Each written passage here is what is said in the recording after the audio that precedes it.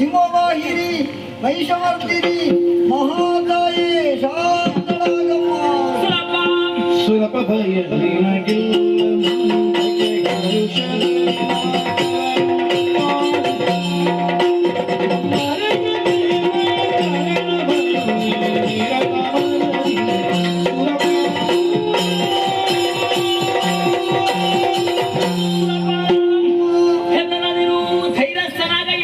ಮಹಿಷ ಮತ್ತು ಆತನ ಅನುಚಾರದ ಕೆಟ್ಟ ರಕ್ಕಸನೆಲ್ಲ ನನ್ನ ಪೀಕರ ರೂಪವನ್ನು ಕಂಡಂತ ನೀವುಗಳು ಭಯಗೊಂಡು ಬೇರೆ ದಾರಿಯನ್ನೇ ಕಾಣದೆ ಹತ್ತಿನೇ ಮುಂದಿರಿಸಿದ್ದೀರಾ.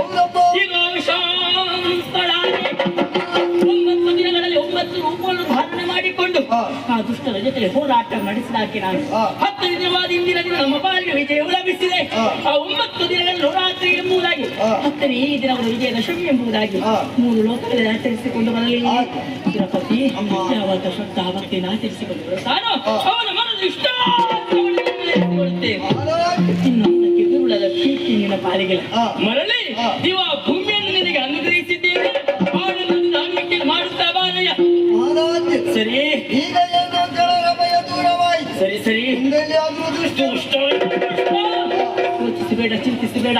ಈ ಸಮಯದಲ್ಲಿ ವಿಶ್ರಾಂತಿ ಬೇಕಾಗಿತ್ತು. ಹಿಡಗಿರಿಯನ್ನೇ ಸೇರಿದ್ದೇನೆ.